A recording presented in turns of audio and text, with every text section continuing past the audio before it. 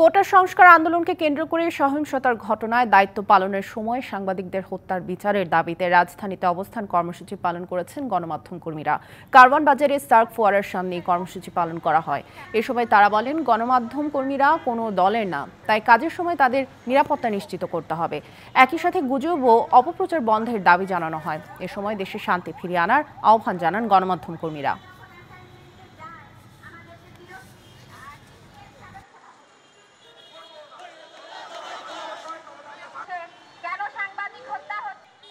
শিক্ষার্থীরা তারা তো দাবি জানাবে সংস্কারের, আইনের শাসনের, রাজনীতির সংস্কার, দুর্নীতির বিরুদ্ধে, আমাদের দুঃশাসনের বিরুদ্ধে।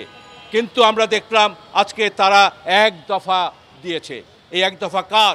যারা সরকারের বিরুদ্ধে আন্দোলন করে, সংগ্রাম করে, তারা যদি সরকারের পতন চায় সেটি একটি রাজনৈতিক কথা হতে পারে। কিন্তু শিক্ষার্থীরা আপনারা কেন এই এক দফা নিয়ে আজকে সারা দেশে অরাজক পরিস্থিতি সৃষ্টি করছেন?